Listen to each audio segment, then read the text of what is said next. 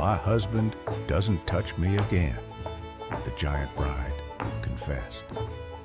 The lonely cowboy stepped closer. The town hall blazed with lamplight and laughter, fiddles and guitars weaving melodies that drifted across the dusty main street of Redemption Creek. It was the annual summer dance, the one night when ranchers and farmers, shopkeepers and their wives set aside their daily hardships to celebrate something resembling joy. Bernadette stood against the back wall, her massive frame casting shadows that seemed to swallow the smaller figures around her. She wore her wedding dress, the same ivory silk gown she'd worn for 3 years now, its hem permanently stained with red dust, its bodice stretched tight across shoulders that could carry a full-grown steer. The lace at the collar was yellowed, the train torn and mended in a dozen places, but she wore it with the same defiant dignity she'd worn on that disappointing wedding day. Around her, couples spun across the makeshift dance floor, their faces flushed with exertion and whiskey. Bernadette watched them with an expression carefully arranged to show nothing. Not longing, not bitterness, not the hollow ache that had taken up permanent residence in her chest. Her husband, Butch Carlyle, stood across the room near the punch bowl, holding court with a group of ranchers. He was a thick-shouldered man with a florid face and hands like ham hocks, and he hadn't looked at her once all evening. He never did, not unless he needed her to move a wagon or lift a fallen beam or break a stubborn horse. She was a tool to him, nothing more, and they both knew it. She'd known it even on their wedding day, when he'd stood beside her at the makeshift altar with an expression of grim satisfaction rather than joy. He'd needed someone who could handle the brutal physical demands of his expanding ranch, and normal women, delicate creatures who might give him sons and keep his house, couldn't provide that labor. So he'd married the freak, the unusually large woman everyone whispered about, the one who'd been working men's jobs since she was 14. The minister had barely finished the ceremony before Butch was talking about which fence line needed mending. That night, their wedding night, he'd pointed her to the small room off the barn and told her to get some rest. They had work in the morning. He'd never touched her, not once in 3 years, and Bernadette had learned that loneliness could be a physical pain, sharp as any knife. A commotion near the entrance drew her attention. Several young men were laughing and shoving someone between them, their mockery loud enough to carry over the music. Bernadette straightened, her eyes narrowing as she tried to see what was happening. Then the crowd parted slightly, and she glimpsed their victim, a slight man with sandy hair and clothes that hung loose on his thin frame. Elwyn Pritchard. She knew him by sight, a bachelor farmer who lived on a hard-scrabble plot east of town. He was known for being painfully shy, for stammering when forced to speak in company, for crossing the street rather than face a group of men. The young ranchers were forcing him toward the dance floor, their intentions cruel and clear. They wanted to humiliate him, to make him dance or attempt some other performance for their entertainment. Bernadette felt something twist in her chest. She recognized that particular brand of cruelty. She'd been on the receiving end often enough. Before she could think better of it, she was moving through the crowd. People scattered before her like water parting around a boulder. She reached the knot of young men just as they shoved Elwyn toward the center of the floor. "That's enough," she said, her deep voice cutting through their laughter. The young men turned, and she saw their expressions shift from cruel glee to uncertainty. She might be a woman, might be a freak, but she was also capable of breaking any of them in half, and they knew it. "We're just having some fun," one of them said, but his voice lacked conviction. "Find someone else to have fun with," Bernadette said flatly. They hesitated, weighing their options, then apparently decided the entertainment wasn't worth the risk. They melted back into the crowd, muttering under their breath. Bernadette turned to Elwyn, who stood frozen in the center of the floor, his face burning with humiliation. "You all right?" she asked, keeping her voice gentle despite its natural roughness. He nodded jerkily, unable to meet her eyes. "Thank you," he managed, the words barely audible. I should go." He started toward the door, his movements hurried and uncoordinated. Bernadette watched him flee, and something in his desperate need to escape resonated deep in her bones. She understood wanting to be anywhere but here, surrounded by people who would never see past your exterior to whatever worth lay beneath. The music had resumed, and the dancers filled the floor again, but Bernadette found she couldn't return to her wall. The encounter had unsettled something in her, stirred up feelings she'd spent 3 years trying to bury. She slipped out the side door into the cool night air, lifting her face to the star-scattered sky. The sounds of the dance faded to a muted backdrop as she walked toward the edge of town, where the buildings gave way to scrub grass and sage. She found herself heading toward the small creek that ran behind the livery stable, drawn by the sound of running water. When she reached the bank, she saw a figure sitting on a flat rock, hunched over, with his head in his hands. Elwyn. She almost turned back, unwilling to intrude on his misery, but he must have heard her approach. He looked up, and even in the moonlight, she could see the tear tracks on his face. For a long moment, they simply stared at each other. Then Elwyn spoke, his voice rough with emotion. "They do that every year. Every single year I tell myself I won't come to the dance, but then I think maybe this time will be different.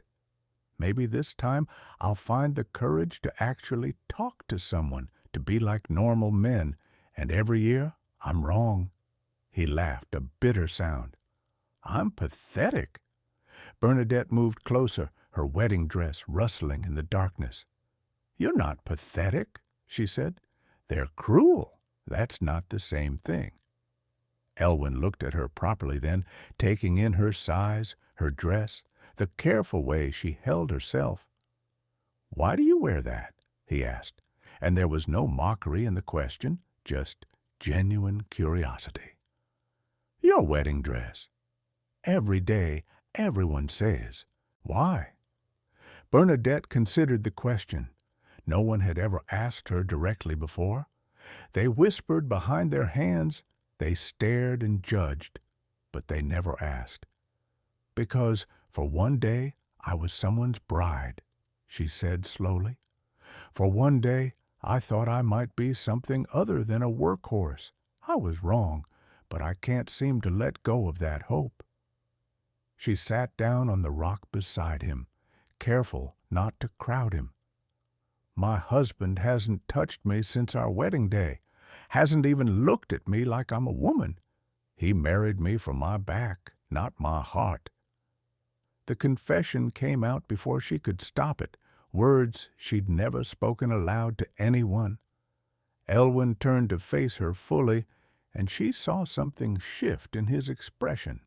Not pity, which she would have hated, but recognition, understanding. "I know what it's like," he said quietly, "to feel like you're not enough, like you'll never be enough. Every day I wake up and see these arms," he held them out, thin and pale in the moonlight, "and I know I'll never be the kind of man people respect. the kind women want. I'll always be the weakling, the coward, the one everyone pushes around." His voice broke. "Sometimes I wonder why I keep trying." Bernadette felt her throat tighten. She'd spent so long focused on her own isolation that she'd forgotten others might be equally trapped in their own private hells. "You keep trying because giving up means they win," she said. "Means all those people who said you weren't good enough were right." She reached out slowly, giving him time to pull away, and placed her large hand over his smaller one. "You're worth more than what they see." Elwyn stared at their joined hands. Her fingers dwarfed his, calloused and powerful, where his were slender and ink-stained from the accounting work he did to supplement his farming. But he didn't pull away. Instead, he turned his hand over and gripped hers back. They sat that way for a long time, listening to the creak and the distant sounds of the dance. Finally, Elwyn spoke again. "I think you're beautiful," he said, so softly she almost missed it. Bernadette's breath caught. "What?" He looked at her then, really looked at her, and his eyes held none of the disgust or fascination she was used to seeing, just honest appreciation. "Your dress. The way you wear it with your head high, even though people talk. The way you stood up for me back there when you didn't have to. That's beautiful. You're beautiful." Tears pricked at Bernadette's eyes, hot and unexpected. When was the last time someone had called her beautiful? When had anyone ever looked at her with anything approaching desire? "Elwyn," she whispered, and couldn't finish the sentence. He stood slowly, still holding her hand, and tugged gently. She rose with him, towering over his slight frame by more than a foot. They stood facing each other in the moonlight, an unlikely pair, the giant bride and the trembling farmer. Elwyn reached up with his free hand and touched her cheek, his fingers feather-light against her skin. "I've watched you," he confessed, "for months now, at church, at the mercantile. I've wanted to talk to you, but I was too afraid. Afraid you'd laugh at someone like me thinking he had any right to speak to you." Bernadette turned her face into his palm. "I would never laugh at you," she said. "Never." What happened next felt both inevitable and impossible. Elwyn rose on his toes, stretching as high as he could, and Bernadette bent down to meet him. Their lips touched, tentative at first, then with growing certainty. His kiss was gentle, almost reverent, nothing like the rough claiming she'd expected from a man's touch. He kissed her like she was precious, like she was delicate despite her size. When they finally broke apart, both were breathing hard. "I shouldn't have done that," Elwyn said, but he didn't sound sorry. "You're married. I've probably ruined everything." Bernadette shook her head. "You can't ruin something that was already broken." They met again 2 days later, and then again the following week. Always in secret, always careful not to be seen. Elwyn would ride out to a copse of cottonwood trees near the boundary between his land and Butch's ranch, and Bernadette would slip away during her lunch break, claiming she needed to check on a fence line. In that shaded grove, away from prying eyes and cruel tongues, they discovered each other. Elwyn showed her a gentleness she'd never known existed.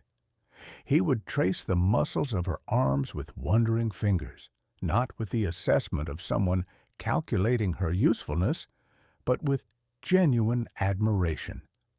He wrote her poetry, clumsy, heartfelt verses that made her cry. He brought her wild flowers and listened when she talked about her dreams of having a real home, a real partnership. And Bernadette, in turn, showed Elwyn that he was more than his physical limitations. She told him he was clever and kind, that his gentle nature was a strength, not a weakness. She made him laugh, something he confessed he rarely did. When he shook with anxiety about some upcoming confrontation or social obligation, she held him against her chest and let him feel safe. They talked about everything, childhoods marked by rejection, the small cruelties that had shaped them, the bigger dreams they'd stopped letting themselves imagine.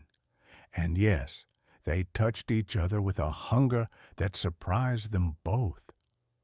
Bernadette discovered what it meant to be desired, to have someone's hands on her body, not because they needed her strength, but because they craved her presence.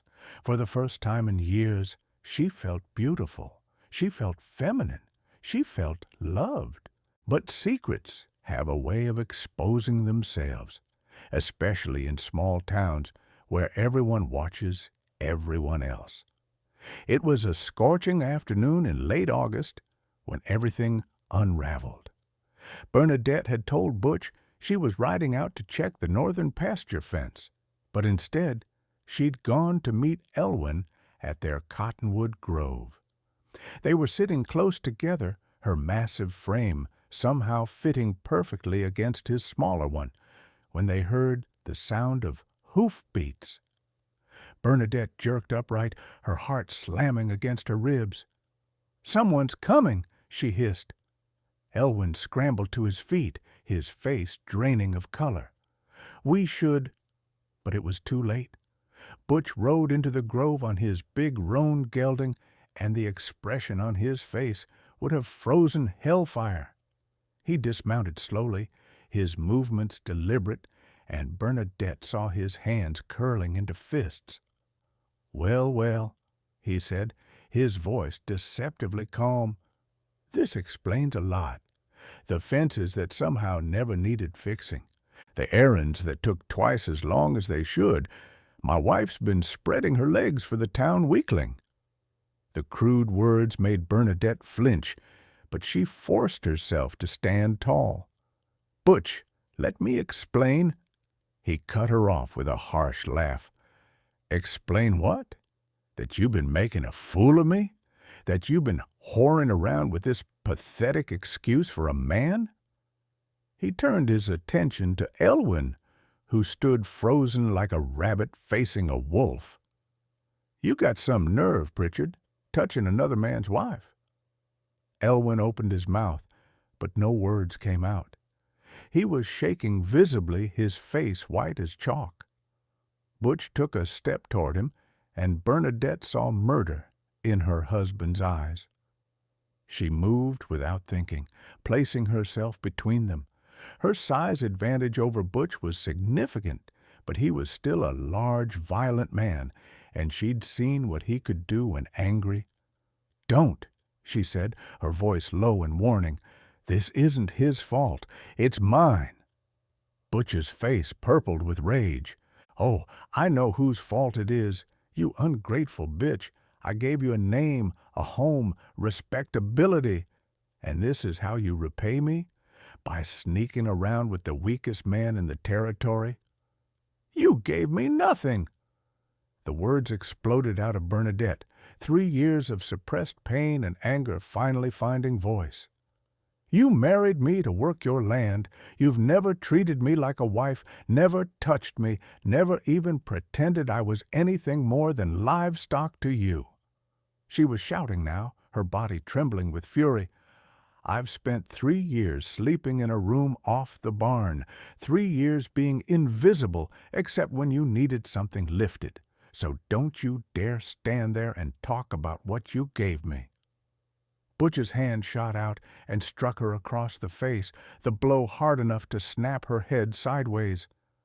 Behind her, she heard Elwyn cry out in protest. The pain was sharp, but not unexpected.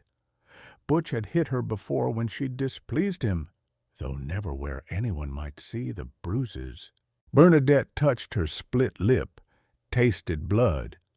Then she straightened to her full height and looked at Butch with an expression that made him take an involuntary step back.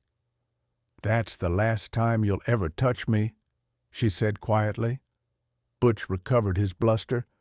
"You'll do what I say. You're my wife, my property." He pointed at Elwyn. "And you, I'm going to break every bone in your scrawny body. Then I'm going to tell everyone in town exactly what kind of man you are, stealing another man's wife. They'll run you out on a rail."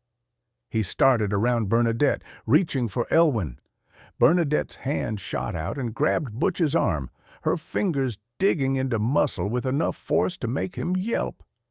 "I said don't." The two of them stood locked for a moment, Bernadette's superior strength against Butch's rage. Then she shoved him backward, hard enough that he stumbled and nearly fell. "You want to tell everyone?" she said, her voice rising. "Go ahead. Tell them. Tell them how your wife found someone who actually cared about her, who treated her like a human being instead of a beast of burden. Tell them how you've been living a lie for 3 years, pretending to have a real marriage while keeping me locked away like livestock." She moved to stand beside Elwyn, who was still shaking but remained rooted to the spot. She took his hand in hers, lacing their fingers together. "Tell them anything you want, Butch, because I'm done." Butch stared at them, his expression cycling through rage, disbelief, and something that might have been humiliation. "You'll be ruined," he spat. "Both of you. No one will speak to you. You'll be outcasts." Bernadette felt Elwyn's hand tighten in hers, felt him trying to find his voice. When he finally spoke, it was barely above a whisper, but the words were clear. "Then we'll be outcasts together." He looked up at Bernadette, his eyes wet but determined. "I'm not sorry for any of it. I love her." The simple declaration hung in the air. Bernadette felt her heart crack open, felt 3 years of emotional deprivation flooding out to be replaced by something warm and bright. "I love him too," she said, meeting Butch's furious gaze steadily. "And I want a divorce." The scandal that followed was everything Butch had promised, and worse. Divorce was rare in the territories, and a woman leaving her husband for another man, especially a man as physically unremarkable as Elwyn, was the kind of gossip that could sustain a town for years. Bernadette moved her few possessions to Elwyn's small farmhouse and weathered the storm of public disapproval. Women crossed the street rather than walk past her. Men made crude jokes about her appetites and Elwyn's inadequacy. The minister gave a sermon about the sanctity of marriage that was clearly directed at them. Butch, playing the wounded party, spread stories that painted Bernadette as an ungrateful deviant and Elwyn as a home-wrecking coward. For a while it seemed like the entire town had turned against them. But Bernadette discovered something surprising. She didn't care. For the first time in her life, she was living honestly. She worked Elwyn's small farm during the day, her strength turning what had been a struggling plot into something productive. In the evenings, they would sit together on the porch, and Elwyn would read to her from books he borrowed from the traveling library. At night, they shared a bed, and Elwyn showed her over and over that love had nothing to do with size or strength or what the world considered normal.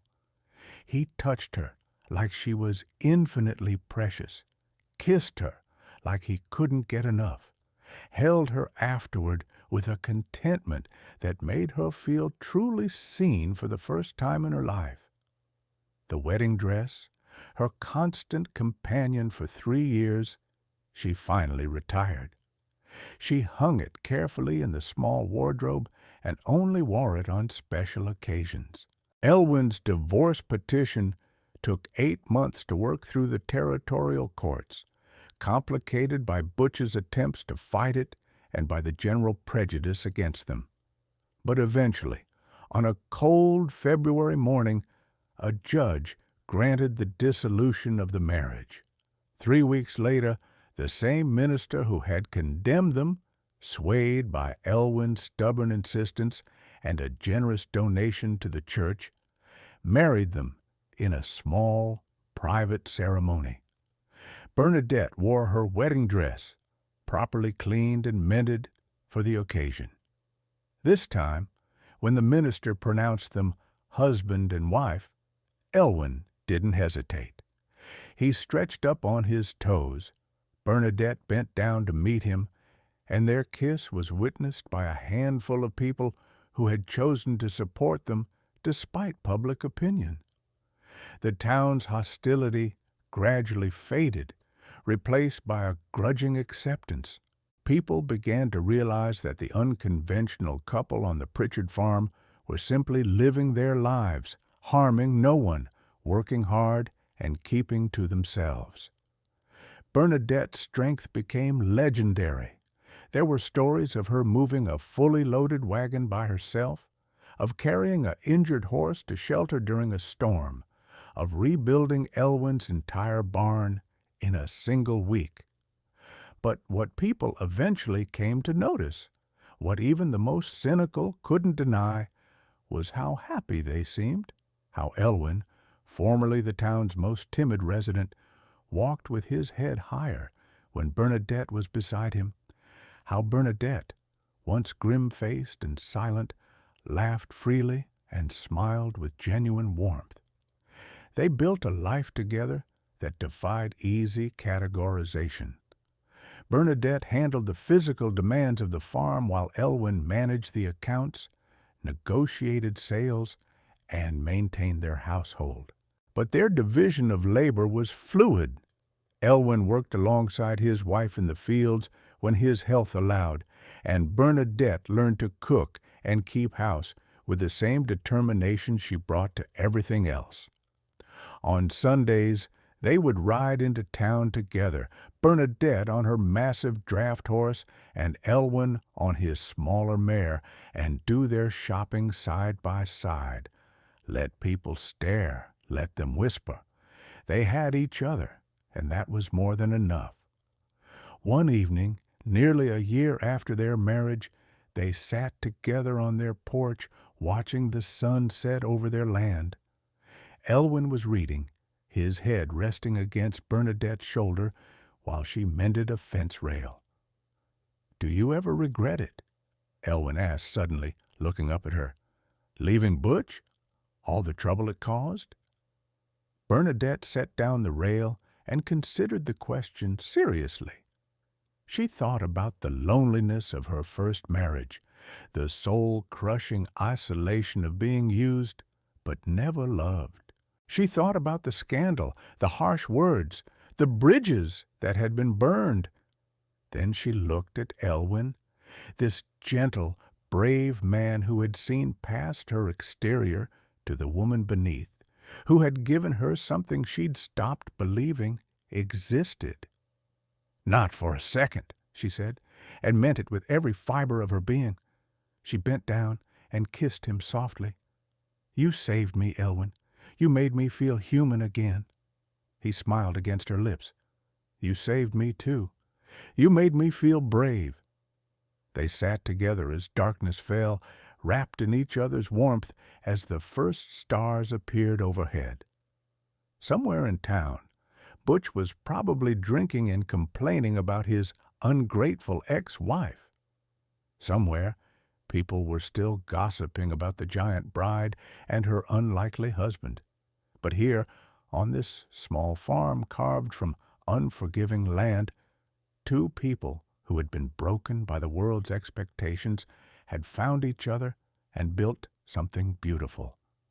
Home is where healing begins, and for Bernadette and Elwyn, healing had transformed into something even more precious, a love that asked nothing except to be allowed to exist, unconventional and perfect in its imperfection.